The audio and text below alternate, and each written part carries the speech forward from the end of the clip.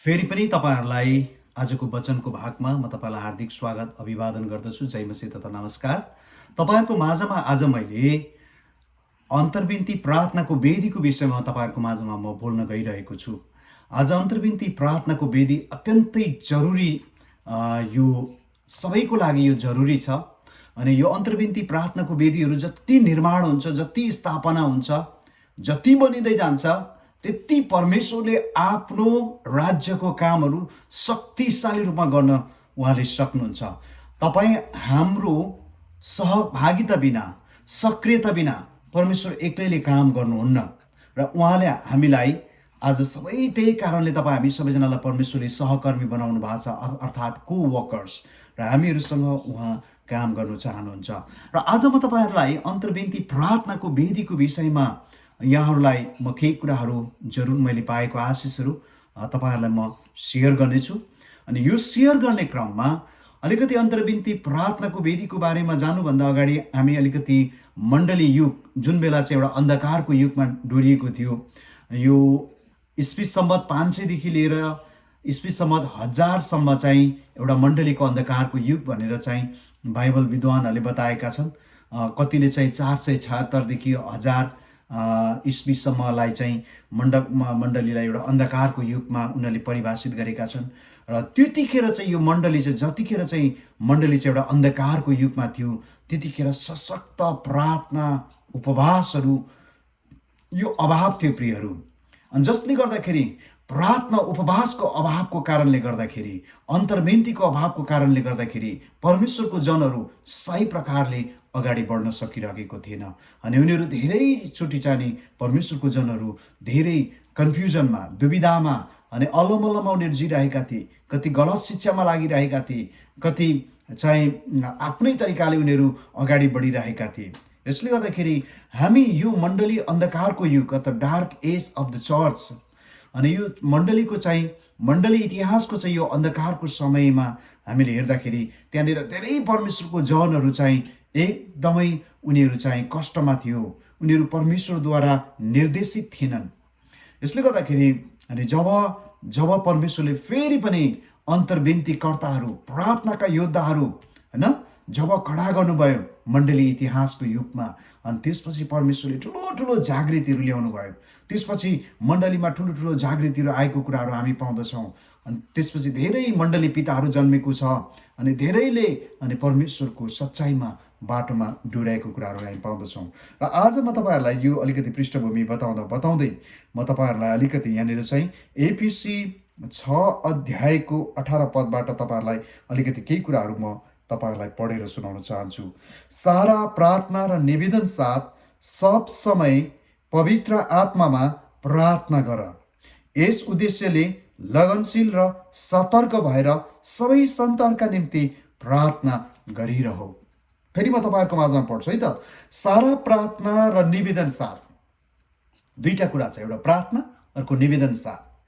सब समय, यो कतिखेर हामीले प्रार्थना गर्नुपर्ने त्यो पनि बताएको छ। के गर्नुपर्ने? प्रार्थना र निवेदन। अनि कतिखेर हामी कहिले गर्नुपर्ने? सब समय। कसरी गर्नुपर्ने? पवित्र आत्माको शक्तिमा। हेर्नुहोस्, तीनटा कुराहरू यहाँनिर हामी पाउँछौँ है, प्रार्थना र निवेदन। आज यो निवेदन चाहिँ, निवेदन, यसको विषयमा तपाईँ हामीले सिकेका छौँ। पहिलो तिमोथी 2 अध्यायको 1 र 2 पदमा हामी पाउँछौँ, राजाहरूको निम्ति, ठुल्ठुलो शासकहरूको निम्ति है, प्रशासकहरूको निम्ति तिमीहरूको चाहिँ निवेदन, तिमीहरूको होस्, तिमीले निवेदन गर भनेर त्यहाँ हामीलाई आज्ञा दिएको पाउँछौँ। र यहाँ पनि प्रार्थना र निवेदन हामीलाई गर्नुको लागि हामीलाई आज्ञा दिएको छ। अनि सब समय, यो सब समय भन्ने बित्तिकै अहिले यो पेन्डेमिकको समय मात्रै होइन प्रियहरू है, यो महामारी विपत्तिको यो सङ्कटको समयमा मात्र होइन, तर अहिले महामारीको समयमा धेरैभन्दा धेरै प्रार्थनाहरू संसारमा गरिएको छ। अनि त्यसपछि हामीले सामाजिक सञ्जालहरूमा देख्छौँ कि मानिसहरू पुरै बाटोमा बसेर चाहिँ, सडकमा बसेर चाहिँ, घोडा टेकेर, लम्पसार परेर है, विभिन्न तौर तरिकाद्वारा चाहिँ संसारमा प्रार्थनाहरू हामीले 2020बाट गरिरहेको हामी सुन्छौँ। अनि कति प्रार्थनाको गीतहरू जन्मिरहेको छ, अहिले कति प्रार्थनाको गीतहरू हामीले सुनिराखेका छौँ। अनि साँच्चै अहिले संसार चाहिँ एक प्रकारले भन्यो भने प्रार्थनामय भएको छ। इतिहासमै नभएको कामहरू यी दिनहरूमा भएको छ। परमेश्वरले गरिरहनु भएको छ यो महामारी सङ्कष्टमा पनि। अनि त्यही कारणले गर्दा यहाँ सब समय भनेको छ प्रियहरू, सब समय। अनि कसरी प्रार्थना गर्ने भन्दाखेरि प्रियहरू, पवित्र आत्माको शक्तिमा। धेरैचोटि तपाईँ हाम्रो प्रार्थना चाहिँ के हुन्छ त भन्दाखेरि हाम्रो आफ्नै बल तागत शक्तिमा कतिचोटि हामीले गरिरहेका हुन्छौँ। पवित्र आत्माको शक्तिमा हाम्रो प्रार्थना हुँदैन। अनि पवित्र आत्माको शक्ति चाहिँ हाम्रो प्रार्थनामा चाहिन्छ। पवित्र आत्मा चाहिँ, आत्माको शक्ति भनेको एउटा चाहिँ प्रार्थनामा पाउने आगो जस्तै हो, आगोको शक्ति जस्तै हो होइन। पवित्र आत्माको आगो चाहिँ आज हामीलाई चाहिन्छ।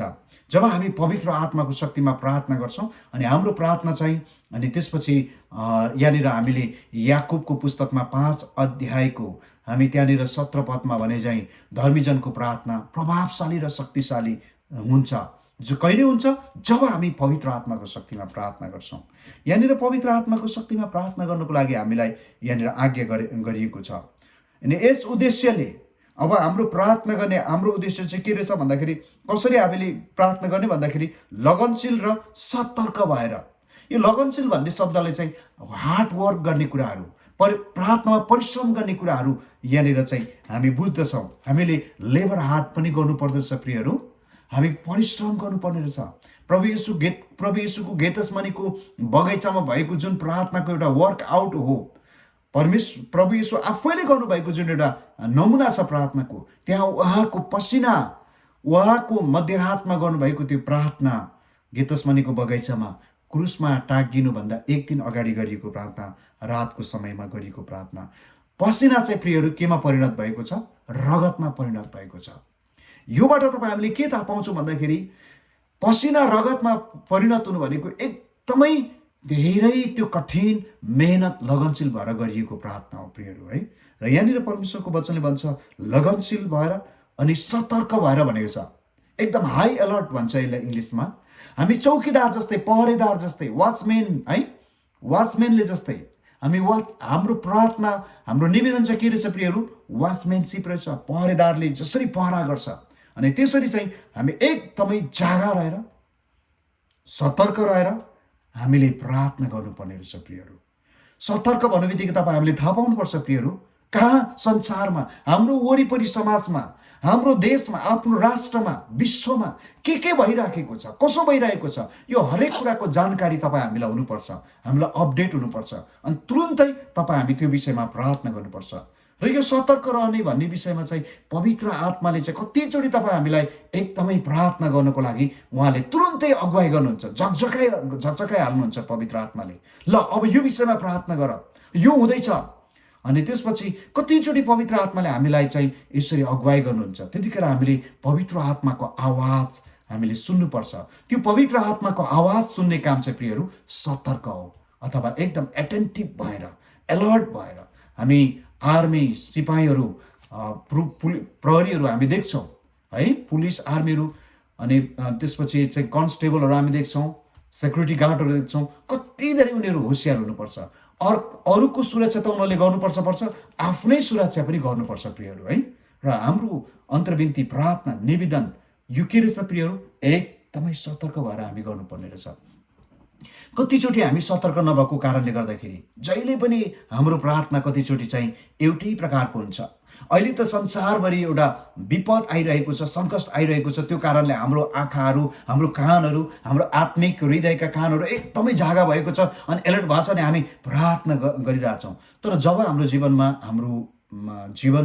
हाम्रो वरिपरिका समुदायमा, हाम्रो परिवारमा जब सङ्कष्ट, कष्ट, विपत्ति आउँदैन प्रियहरू, कतिचोटि हामी सतर्क रहेर विभिन्न विषयमा प्रार्थना गर्न सक्दैनौँ। प्रार्थना गर्ने हामीलाई तालिम र अभ्यास भएको हुँदैन। अनि कतिचोटि त विश्वासीहरूको प्रार्थना त तपाईँले कतिको याद गर्नुभएको छ। विश्वासीहरूको कतिचोटि प्रार्थना त प्रियहरू खानाको लागि मात्रै प्रार्थना भइरहेको छ। कतिचोटि विश्वासीहरूको एक अर्काको सोधपुछको विषयमा खाना खानुभयो, खाजा खानुभयो मात्रै भन्ने कुरा हुन्छ। अनि त्यतिमै सबै अनि हेलो हुन्छ अनि गुड बाई हुन्छ। तर प्रार्थनाको विषयमा त्यति टच हुँदैन है, छुने काम हुँदैन। यसले गर्दाखेरि प्रियहरू कतिचोटि चाहिँ सुत्ने प्रार्थना मात्रै विश्वासीहरूको भइरहेको छ। अनि कतिचोटि विश्वासीहरूको चाहिँ भातको लागि मात्रै प्रार्थना भइरहेको छ, खानाको लागि मात्रै। अनि होइन प्रियहरू, हामी त सतर्क भएर हामीले चाहिँ अनि सबैहरूको लागि हामीले प्रार्थना गर्नुपर्छ। म तपाईँहरूलाई एकदमै उत्साह दिन चाहन्छु। अनि यो एउटा अन्तर्विन्ती प्रार्थनाको वेदी हामीले कसरी निर्माण गर्ने यसको विषयमा म तपाईँलाई अहिले कहाँबाट सुरु हुन्छ यो अन्तर्विन्तीको प्रार्थनाको वेदी अनि त्यसको बारेमा म तपाईँलाई बताउने छु।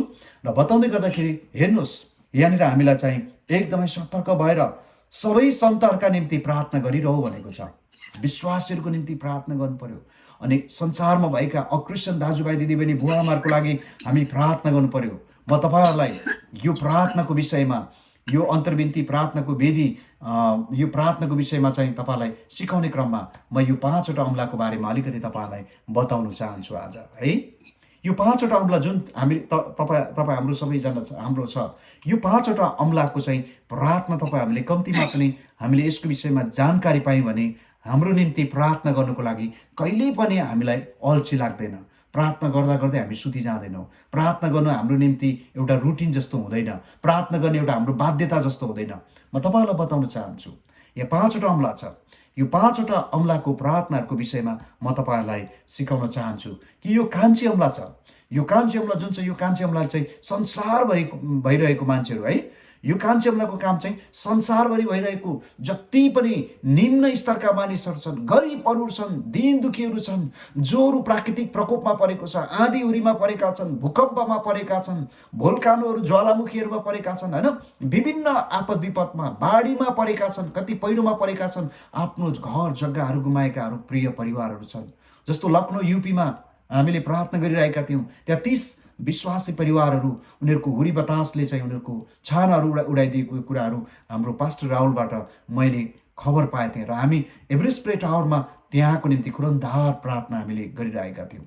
अनि संसारभरि जहाँ जहाँ कष्ट पाएको छ मान्छे, कष्ट पीडामा छन् मानिसहरू, उच्च समस्यामा छन्, जोखिममा छन्, रोइरहेका छन्, चिच्याइरहेका छन्, आज ती पछि परेका मानिसहरूको लागि चाहिँ यो कान्छी अम्ला भनेको चाहिँ सबैभन्दा होचो छ। यसले निम्न स्तरमा रहेकाहरू, एकदम लो सिचुएसनमा, कन्डिसनमा रहेका मानिसहरूको निम्ति तपाईँहरूले प्रार्थना गर्नुपर्छ प्रियहरू। अब म तपाईँहरूलाई अर्को प्रार्थनाको विषयमा सम्झाउँछौँ। अब संसारभरिको दीन दुखी, गरिब, कष्ट पाएको निम्ति, पछि परेकाहरूको निम्ति, सामाजिक रूपमा, आर्थिक रूपमा, नैतिक रूपमा, शैक्षिक रूपमा, हरेक क्षेत्रमा, राजनीतिक रूपमा पछि परेका व्यक्तिहरूको लागि हामी प्रार्थना गर्नुपर्ने रहेछ है। दुःख पाइरहेकोहरू, भोकाहरू, नङ्गाहरू, रोगी बिरामीहरूको निम्ति हामीले प्रार्थना गर्नुपर्ने रहेछ। दोस्रो चाहिँ यो चाहिँ साइली अम्ला अथवा यहाँनिर चाहिँ यसमा चाहिँ प्रियहरू, यो अम्लामा चाहिँ हामी के गर्छौँ त, यो अम्लामा चाहिँ हामीहरू चाहिँ औँठी लगाउँछौँ। अनि यो अम्लाले चाहिँ के बताउँछ भन्दाखेरि हाम्रो आफन्त साथीभाइहरू, उनीहरूको निम्ति चाहिँ तपाईँ हामीले के गर्नुपर्छ, प्रार्थना गर्नुपर्छ। हाम्रो नातेदारहरू, रिश्तेदारहरू जति छन् उनीहरूको लागि चाहिँ हामीलाई सम्झी प्रार्थना गर्नुको लागि यो साइली औँलाले हामीलाई सम्झाउँछ। तपाईँ हामीले नाम काडी उहाँहरूको निम्ति प्रार्थना गर्न सक्छौँ।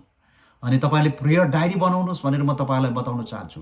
जब तपाईँले आफ्नो एउटा प्रार्थना डायरी बनाउनुहुन्छ, अनि जब हामीले प्रार्थना डायरी बनाउँछौँ अनि प्रियहरू, अनि प्रार्थना डायरीले चाहिँ अनि हाम्रो जीवनमा सिस्टमेटिक प्रार्थना हुन्छ, अनि त्यसपछि सिस्टमेटिक, अनि त्यसपछि एन्सर पनि, त्यसको जवाब पनि आउँछ। म तपाईँहरू यहाँ अलिकति उल्टो देखिन्छ होला, यो प्रार्थना अभियान यो 2019 हो। मैले यो प्रार्थना डायरी बनाएको छु। अनि यहाँनिर मेरो प्रेयर डायरीमा चाहिँ अनि मैले चाहिँ जति यो प्रार्थनाहरू यसरी चाहिँ यहाँनिर चाहिँ सिरियल नम्बर छ, प्रार्थनाको विषय छ, मैले दाबी गरेको पदहरू छ यहाँ। अनि यसरी चाहिँ मैले यो प्रार्थना जसै मैले गरेँ यसको प्रार्थनाहरू मैले धेरै प्रार्थनाहरू सिस्टमेटिक पाएको छु प्रियहरू। कति प्रार्थना चाहिँ धेरै पछि पनि पाइन्छ। अनि त्यसपछि यसरी अनि प्रार्थनाहरू तपाईँ हामीले चाहिँ हाम्रो आफन्त साथीभाइहरूको लागि नाम काडी तपाईँ हामीले प्रार्थना गर्न सक्छौँ। जस्तो मैले तपाईँलाई 2019 को प्रार्थना डायरी, तपाईँलाई प्रार्थना क्यालेन्डर मैले तपाईँहरूलाई देखाएँ। अनि त्यसरी नै तपाईँहरूले पनि आफ्नो प्रार्थना क्यालेन्डरहरू बनाउन सक्नुहुन्छ है, प्रार्थना डायरीहरू बनाउन सक्नुहुन्छ। अनि यो प्रार्थना डायरीले चाहिँ तपाईँ हामीलाई चाहिँ एकदमै निरन्तर प्रार्थना गर्नको लागि हामीलाई सम्झाउँछ। यो चाहिँ प्रार्थना डायरी, यो चाहिँ प्रार्थना डायरी 2021 को हो है। अनि यसले गर्दाखेरि यहाँ पनि त्यसरी नै प्रार्थनाका विषयहरू मैले त्यहाँ लेख्दै अनि प्रार्थना गरेको छु। र प्रियहरू, तपाईँ हामीले चाहिँ अनि यो औँलाको काम चाहिँ के रहेछ त, आफ्नो साथीभाइहरूको लागि। अब यो सबैभन्दा अग्लो औँला चाहिँ यो औँला छ, माझी औँला है। यो माझी अमलाको काम चाहिँ के हो भन्नुहुन्छ भने संसारमा भएको उच्च उच्च व्यक्तिहरू, हाई लेभलमा भएका व्यक्तिहरू, अफिसरहरूको निम्ति, राष्ट्रपतिको निम्ति, प्रधानमन्त्रीको निम्ति है, अनि त्यसपछि धेरै त्यस्ता सम्राटहरूको निम्ति, राजनीतिज्ञ, राजदूतहरूको निम्ति, कूटनीतिज्ञहरूको निम्ति, अनि धेरै त्यस्ता संसारमा धनी धनी मानिसहरू, अनि त्यसपछि ठुला ठुला अनि प्रचलित प्रसिद्ध सेलिब्रिटीहरूको निम्ति, विभिन्न खेलाडीहरूको निम्ति, संसारमा नाम दाम कमाएका व्यक्तिहरूको निम्ति चाहिँ तपाईँ हामीले प्रार्थना गर्नुपर्छ। उहाँहरूको उद्धार मुक्तिको लागि, उच्च पदमा रहेका व्यक्तिहरूको लागि, धनाढ्य व्यक्तिहरूको लागि, बुद्धिजीवी वर्गको लागि, विद्वानहरूको लागि, दार्शनिकहरूको लागि, वैज्ञानिकहरूको लागि। अब यो अमलाको काम चाहिँ के हो भन्दाखेरि चाहिँ चोर अमला भन्छौँ हामी। यो चोर अमलाको यो चाहिँ प्रार्थना चाहिँ के हो भन्नुहुन्छ भने यो चाहिँ हामीले चाहिँ संसारमा नराम्रो कामहरू गर्ने व्यक्तिहरूको लागि हामीले प्रार्थना गर्नुपर्छ। अपराध कामहरू गर्ने, मेरो बुवाले 420 नम्बर, अरे भाइ क्यों 420 नम्बर करेगा भन्नुहुन्थ्यो मेरो बुवाले है। हामी सपिङ गर्नु जाँदाखेरि हाट बजारमा, अनि 420 नम्बर भन्नुहुन्थ्यो। के रहेछ 420 नम्बर? अनि मैले सोच्थेँ, अनि 420 नम्बर मैले बुझ्दाखेरि चाहिँ छक्कापञ्जा कामहरू, ठग्ने कामहरू होइन, ठगी कामहरू, अपराधिक कामहरूलाई चाहिँ 420 नम्बर भन्दो रहेछ। र मेरो बुवा इन्डियामा त्यहाँनिर चाहिँ इन्डियामा चाहिँ 6 वर्ष जति चाहिँ उहाँ ब्रिटिस आर्मीले चाहिँ त्यहाँनिर ब्रिटिसहरूले राज्य गर्दाखेरि त्यहाँनिर चाहिँ उहाँ गोर्खा आर्मीको रूपमा चाहिँ काम गर्नुहुन्थ्यो। उहाँले बताउनुहुन्थ्यो। र प्रियहरू, हामीले संसारमा जति पनि नराम्रो कामहरू गर्ने व्यक्तिहरू, दिदीबहिनी बेचबिखन, मानव बेचबिखन गर्ने, ह्युमन ट्राफिकिङ गर्ने ग्याङहरूको लागि प्रार्थना गर्नुपर्छ। ड्रग्स, लागु पदार्थहरू सप्लाई गर्ने व्यक्तिहरूको लागि, त्यो समूहहरूको लागि हामीले प्रार्थना गर्नुपर्छ। त्यो नियन्त्रण रोकथामको लागि, चोर काम गर्ने, मान्छेको कन्ट्याक्ट किलर, सुपारी दिएर मान्छेको हत्या गर्ने यस्तो ग्रुपहरूको लागि तपाईँ हामीलाई प्रार्थना गर्नुको लागि यो चोर अमलाले हामीलाई सम्झाउँछ है। यो चोर अमला भन्नु बित्तिकै खबरदार हामीले मान्छेलाई औँला नि औँला, अनि यसले चाहिँ पोइन्ट आउट गर्छौँ, अनि हामीले उनीहरूको निम्ति त्यसरी प्रार्थना गर्नुपर्छ। जति पनि संसारमा नराम्रो कामहरू गर्ने व्यक्तिहरू छ, उनीहरूको उद्धार मुक्ति छुटकाराको लागि, परिवर्तन बदलाउको लागि। र अर्को कुरा चाहिँ यो अमला चाहिँ प्रियहरू, यो अमला चाहिँ हाम्रो आफ्नै निम्ति प्रार्थना गर्ने। हामीले सबैको निम्ति प्रार्थना गऱ्यौँ। बुढी अमलाले चाहिँ हाम्रो आफ्नो निम्ति पनि हामीले प्रार्थना गर्नुपर्छ। हामी परमेश्वरको ज्ञान बुद्धिमा बढ्नको लागि प्रार्थना गर्नुपर्छ। परमेश्वरको चाहिँ वचनमा हामी बढ्नको लागि, आत्मिक जीवनमा बढ्नको लागि, प्रार्थना शक्तिमा बढ्नको लागि, सुसमाचार प्रचारमा बढ्नको लागि, आराधना स्तुति प्रशंसामा बढ्नको लागि, अनि हरेक कुराको लागि हामीले आफ्नो निम्ति प्रार्थना गर्नुपर्छ। धेरैचोटि हाम्रो आफ्नो खाँचोको लागि, रुपियाँ पैसाको लागि, आवश्यकताको लागि मात्रै प्रार्थना गर्छौँ, होइन प्रियहरू। हामीले परमेश्वरलाई अझै घनिष्ठ रूपमा चिन्नको लागि, एकदम इन्टिमेट भएर परमेश्वरसँग मूसा, नेहेमिया, योसेफ जस्तो व्यक्तिहरू जस्तो हामी परमेश्वरसँग घनिष्ठ हुनको लागि, दानियल जस्तै व्यक्तिहरू घनिष्ठ हुनको लागि हामीले आफ्नो निम्ति प्रार्थना गर्नुपर्छ। र मैले तपाईँहरूलाई यो अन्तर्विन्ती प्रार्थनाको विषयमा मैले तपाईँलाई बताएँ। अब म तपाईँलाई बताउन चाहन्छु, अहिले संसारमा सबैभन्दा ठुलो खडेरी भनेको नै अन्तर्विन्ती प्रार्थनाको खडेरी थियो। धेरैचोटि मण्डलीले आफ्नो निम्ति मात्रै प्रार्थना गर्छ, आफ्नो विश्वासीहरूको लागि मात्रै प्रार्थना गर्छ। विश्वव्यापी प्रार्थनाको लागि, विश्वव्यापी आवश्यकताको लागि, विश्वव्यापी मिसनको लागि आज प्रार्थना धेरैले गर्दैनन् प्रियहरू। किन? बानी छैन, तालिम छैन। त्यसले गर्दाखेरि हामीले चाहिँ हाम्रो आफ्नो निम्ति पनि के गर्नुपर्ने रहेछ प्रियहरू, हामीले आफ्नो निम्ति प्रार्थना गर्दा गर्दै विश्वव्यापीको लागि नै हामी त्यसरी चाहिँ प्रार्थना गर्नुपर्दछ। र यो चाहिँ मैले तपाईँलाई बताएँ है, यो 5वटा अमला। र यो अहिले संसारमा सबैभन्दा ठुलो खडेरी नै संसारमा युगमा नै अन्तर्विन्ती प्रार्थना, उपवास अन्तर्विन्ती प्रार्थनाको खडेरी थियो। र यसलाई पुरा गर्नको लागि परमेश्वरले अनि विभिन्न इतिहासको कालखण्डहरूमा परमेश्वरले त्यस्ता प्रार्थनाको योद्धाहरू जन्माउनु भएको छ है। प्रार्थना गर्ने व्यक्तिहरू, मदर टेरेसा जस्तै प्रार्थना गर्ने व्यक्तिहरू, जोर्ज हडसन जस्तै प्रार्थना गर्ने व्यक्तिहरू, अनि विलियम क्यारी जस्तो इन्डियामा प्रार्थना गर्ने व्यक्तिहरू, परमेश्वरले आज धेरै त्यस्तो व्यक्तिहरूलाई अनि परमेश्वरले जन्माउनु भएको छ, अनि परमेश्वरले यस पृथ्वीमा ल्याउनु भएको छ। र प्रियहरू, हामीले चाहिँ यसरी प्रार्थनाहरू गर्ने हो। र अर्को कुरो चाहिँ म तपाईँहरूलाई बताउन चाहन्छु कि अहिले हामीले बुझ्नुपर्ने कुरा चाहिँ प्रार्थना चाहिँ prayer is not sympathy, prayer is empathy. म तपाईँलाई बताउन चाहन्छु प्रार्थना चाहिँ सहानुभूति होइन, प्रार्थना चाहिँ अनुभूति हो। ओ फलाना देशमा, फलाना जिल्लामा यतिजना मान्छे कोरोनाले मरेछ, बिचारा यति भन्ने चाहिँ यो चाहिँ के हो त प्रियहरू, सिम्पैथी, यो चाहिँ सहानुभूति हो। अनि प्रार्थना हुँदैन त्यसपछि। तर एम्पेथी गर्ने व्यक्तिले चाहिँ, प्रेयर इज अ एम्पेथी, जसले इन्टरसेसन प्रेयर इज अ एम्पेथी भन्ने जानेको छ, उसले चाहिँ आउनुहोस् हामी त्यो परिवारको लागि प्रार्थना गरौँ। त्यो त्यहाँनिर शोक छ, त्यहाँ मानिस रोइरहेको छ, चिच्चाइरहेको छ, हस्पिटलमा खर्च पुगिराखेको छ उहाँहरूलाई, आउनुहोस् हामी परमेश्वरसँग प्रार्थना गरौँ, हामी आउनुहोस् एकसाथ प्रार्थना गरौँ उहाँहरूको लागि। यो चाहिँ प्रियहरू एम्पेथी हो, यो चाहिँ अनुभूति हो। कसैको पीर, कसैको व्यथा, कसैको कष्ट, कसैको पीडा, कसैको वेदना, सङ्कष्ट, अर्काको सङ्कष्ट, पीडा, कष्ट चाहिँ आफ्नो जस्तो गरेर जब हामी प्रार्थना गर्छौँ, अनि यसलाई चाहिँ प्रियहरू अनुभूति भन्छ अथवा एम्पेथी। अनि यस्तो एम्पेथी गर्ने व्यक्ति चाहिँ आज परमेश्वरको राज्यमा खाँचो छ, प्रार्थनाको सेल ग्रुपहरूमा खाँचो छ प्रियहरू। अनि यसले गर्दाखेरि तपाईँ हामी त्यसको लागि तयार हुनुपर्दछ।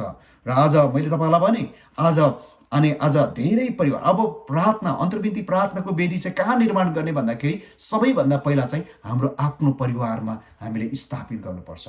बुवा आमा छोरा छोरीहरू, घरको परिवारहरू त्यहाँनिर चाहिँ एकै ठाउँ मिलेर चाहिँ उनीहरूले चाहिँ प्रार्थना गर्नुपर्छ। जहिले नोहको प्रार्थनाको वेदी थियो प्रियहरू, अयुबको प्रार्थनाको वेदी थियो है, उनीहरू प्रार्थनाको वेदीमा आफ्ना छोराछोरीहरूलाई ल्याउँथे, परिवारहरूलाई हामी त्यहाँ देख्छौँ प्रियहरू। अनि यसले गर्दाखेरि त्यो प्रार्थनाको वेदीमा अनि त्यसपछि निरन्तर भेट्थे। सामुएलले प्रार्थनाको वेदीमा इजरायलीलाई डोराए, अनि सामुएलले भने अनि त्यसपछि अनि तिमीहरूको निम्ति प्रार्थना गर्न छोडेर अनि पाप गर्ने दिन चाहिँ कहिले नआओस्।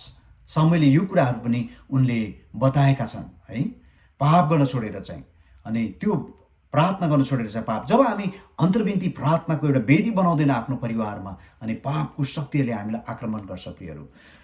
अनि यसले गर्दाखेरि आज यहाँलाई कतिको तपाईँलाई जानकारी पनि छ। आज कतिचोटि आज एकदमै बाहिर चाहिँ प्रभुको जनहरू, भक्तहरू एकदम शक्तिशाली रूपमा वचन प्रचारको सेवकाई गरिरहनु भएको छ। धेरै व्यक्तिहरूलाई उत्साहित पुर्याउनु भएको छ, धेरै व्यक्तिहरू चङ्गाई पाएका छन्, धेरै व्यक्तिको जीवनमा जागृति आएको छ। तर कतिचोटि बिचारा भक्तहरूको उहाँहरूको परिवारमा प्रार्थनाको वेदीहरू सबै बन्द छ, अन्धकार छ, परिवारहरू झिकझ्याक भएर जिराखेको छ। अनि बाहिर संसार, सारा जगत हात पारेर आत्मा गुमायो भने त्यसलाई के फाइदा, परमेश्वरको वचनले भन्छ। र प्रियहरू, आज म तपाईँलाई बताउन चाहन्छु, हामीले सबैभन्दा पहिलो वेदी चाहिँ हाम्रो परिवारमा बनाऊ है। हामी बिहान बेलुकी हामी प्रार्थना वेदीमा हामी लागिरहेछौँ। अनि जब हाम्रो घर परिवारमा प्रार्थना वेदी हामी बनाउँछौँ, अनि यो वेदी बनाइसकेपछि प्रियहरू, अनि त्यसपछि हाम्रो मण्डलीमा वेदी बन्छ। मण्डलीमा वेदी बनिसकेपछि अनि विश्वव्यापी अनि त्यसपछि मण्डलीहरूको लागि, मिसनको लागि वेदीहरू बन्न सुरु गर्दछ। यसले गर्दाखेरि आज कतिचोटि प्रियहरूको घरमा, आज कतिचोटि विश्वासीको घरमा प्रार्थना सङ्गति परिवार एकसाथ मिलेर एकदमै हर्ष साथ, खुसी साथ, उमङ्ग साथ आज धेरै परिवारमा प्रार्थनाको वेदीहरू, अन्तर्विन्ती प्रार्थनाको वेदीहरू बनिएको छैन, त्यहाँ हुँदैन।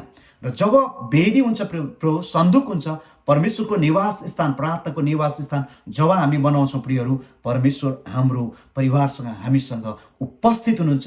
अनि परमेश्वरले चाहिँ अनि त्यसपछि तपाईँ र मलाई चाहिने कुराहरू हामीलाई हरेक कुराहरू परमेश्वरले सिकाउनुहुन्छ। जसरी परमेश्वरले योसेफलाई, मूसालाई, नेहेमियालाई, दानियललाई परमेश्वरले सिकाउनु भयो, किनकि उनीहरू एकदम हरदम उनीहरूको प्रार्थनाको वेदीहरू मजबुत थियो प्रियहरू है। यसले गर्दाखेरि तपाईँ हाम्रो परिवारमा आजदेखि बनाऊ, हाम्रो प्रार्थनाको वेदीमा हामी स्तुति प्रशंसा गर्न सक्छौँ, छोटो मिठो। अनि त्यहाँनिर चाहिँ नि बाइबल अध्ययन सिरियली तपाईँ हामी गर्न सक्छौँ, क्रमैसँग उत्पत्तिको पुस्तकबाट या नयाँ करारको मत्तीको पुस्तकबाट हामी सिरियली पढ्छौँ। कहिले पनि हामी जम्पिङ डक्टर जस्तै, कहिले पनि हामी फट्याङ्ग्रा जस्तै हामी बाइबल अध्ययन नगरौँ। कहिले आज एउटामा चोइस गरेको छ, फेरि अर्कोचोटि अर्को पढेको छ, होइन, हामी क्रमबद्ध सिस्टमेटिक बाइबल अध्ययन गरौँ हाम्रो अन्तर्विन्ती प्रार्थनाको वेदीमा। अनि यो कुराले प्रियहरू, हामी परमेश्वरबाट आवाज पाउँछौँ, परमेश्वरबाट निर्देशन पाउँछौँ, प्रकाशको आत्मा पाउँछौँ। अनि हाम्रो आफ्नो परिवारको आत्मिक प्रकार पनि दह्रो हुन्छ। हाम्रो परिवारको आत्मिक प्रकार दह्रो भयो भने हामी बाहिरी संसारमा, बाहिरी समुदायमा गएर परमेश्वरको ठुलो रिभाइभलको कामहरू गर्न सक्छौँ, जागृतिको कामहरू गर्न सक्छौँ। यसले गर्दाखेरि प्रत्येक परिवारमा तपाईँहरूले प्रार्थना, अन्तर्विन्ती प्रार्थनाको वेदी बनाउनुहोस्। म तपाईँलाई उत्साह दिन चाहन्छु। मेरो विवाह भएको अहिले 20औं वर्ष रनिङ छ। मैले विवाहको समयदेखि नै प्रार्थनाको वेदी मैले निरन्तर बनाएँ। अनि यही प्रार्थनाको वेदीले मेरो मिसेस, मेरो एकजना छोरी छ, अनि हामी 3जना सधैँ परमेश्वरसँग, उहाँसँग नजिक भइरहन्छौँ। र प्रियहरू, अर्को कुरो म तपाईँलाई अन्तिममा जाँदा जाँदै आज अन्तमा बताउन चाहन्छु, हामी अन्तर्विन्ती प्रार्थना गर्ने व्यक्तिहरू चाहिँ हामी परमेश्वरको दाहिने हातहरू हो। परमेश्वरको दाहिने हातहरू साह्रै महत्त्वपूर्ण छ र हाम्रो चाहिँ अन्तर्विन्ती प्रार्थना गर्ने व्यक्तिहरूको चाहिँ हामीमा हुनुपर्ने कुरा प्रार्थना र परमेश्वरको वचन सँगै जानुपर्छ। हितोपदेश 28:9ले भन्छ, यदि कसैले व्यवस्थाप्रति आफ्नो कान बन्द गर्छ भने अथवा परमेश्वरको धर्मशास्त्र वचनप्रति है गर्छ भने त्यसको प्रार्थना समेत घृणित हुन्छ। प्रियहरू, हामीले चाहिँ के गर्नुपर्ने रहेछ? हाम्रो प्रार्थनामा अनि त्यसपछि परमेश्वरको वचन सधैँ अध्ययन हुनुपर्दछ। अनि त्यसपछि परमेश्वरको वचनप्रति कान थाप्नु भनेको आज्ञा पालन पनि गर्नु हो। हामी प्रार्थनाको योद्धाहरूले चाहिँ परमेश्वरको वचन हर समय आज्ञा पालन गर्नुपर्छ। दोस्रो कुरो, प्रार्थना र आराधना हाम्रो सँगै हुनुपर्छ।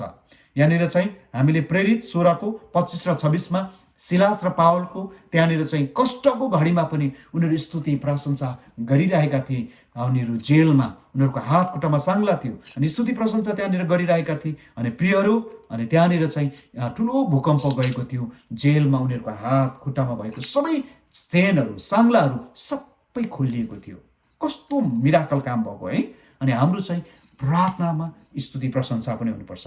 अर्को चाहिँ हाम्रो प्रार्थनामा सुसमाचार प्रचार पनि हुनुपर्छ है। यो चाहिँ छुटाउनु नमिल्ने नङ र मासुको जस्तै सम्बन्ध। प्रार्थना अनि हामी सुसमाचार प्रचार पनि हामीले गर्नु पर्यो। जति हामी सुसमाचार प्रचार गर्छौँ, हाम्रो प्रार्थना त्यति शक्तिशाली हुन्छ। हाम्रो प्रार्थनामा शक्ति खपत हुन्छ, लगानी हुन्छ प्रियहरू है। यसले गर्दाखेरि प्रियहरू, सामान्यतया यी कुरा हामी गर्नुपर्दछ। बाइबलमा 121 पटकसम्म परमेश्वरको वचनमा चाहिँ प्रार्थना प्रार्थना प्रार्थना भन्ने शब्द हामी पाउँछौँ। कति धेरै महत्त्वपूर्ण छ, 121 पटक। र हामी सबैजना व्यक्तिहरू प्रार्थना गर्ने व्यक्ति हुन सकौँ। हामी प्रार्थनाको अन्तर्विन्तीकर्ता हुन सकौँ र हाम्रो आफ्नो जीवनमा रिभाइभल ल्याउन सकौँ, हाम्रो आफ्नो परिवारमा रिभाइभल ल्याउन सकौँ, जागृति, अनि हाम्रो मण्डलीमा जागृति ल्याउन सकौँ र संसारभरि हामी जागृति ल्याउन सकौँ। परमेश्वरले यहाँहरू सबैजनालाई आजको वचनबाट आशिष दिनुभएको होस्। जय मसीह तथा नमस्कार।